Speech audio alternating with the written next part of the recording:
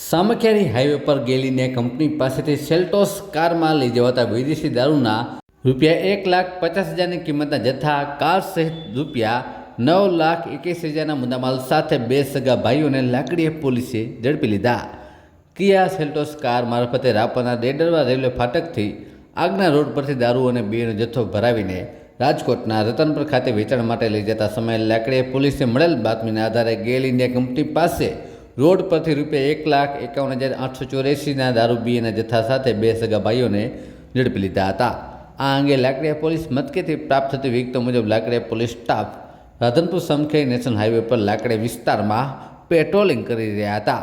તે સમયે ગેલ કંપની પાસે આવતા ચિત્રોડ બાજુથી એક ગ્રે કલરની કિયા સેલ્ટોસ ગાડી, જેના રજિસ્ટર નંબર GJ03MH6291 વાડીમાં વિદેશી દારૂનો જથ્થો ભરીને લાકડીયા તરફ આવી રહેલ છે તેવી ખાનગી રાહે બાતમી મળી હતી.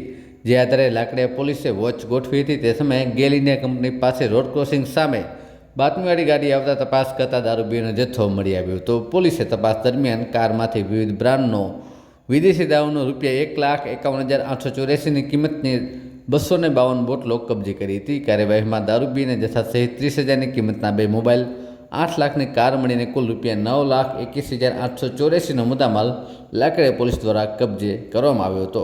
વધુમાં ગાડીના ચાલક ધર્મેન્દ્રસિંહ ઉર્ફે ધમભા ટપુભા જાડેજા તથા રણજીતસિંહ ટપુભા જાડેજા, જે બંને રહે મૂળ રાભુંડા, હાલ રહે રતનપર, તાલુકો જિલ્લો રાજકોટ વાળાની અટક કરી પ્રોહિબિશન એક્ટ તળે ગુનો નોંધીને વધુ તપાસ હાથ ધરી હતી.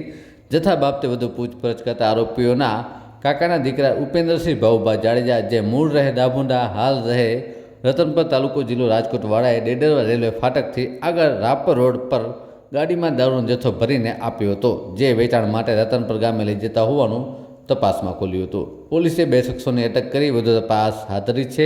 કામગીરીમાં Lakadiya in charge PI MN Dave, police constable Hakumatsinh Kiritsinh અને હસમુખભાઈ ચૌધરી સહિતના જોડાયા હતા.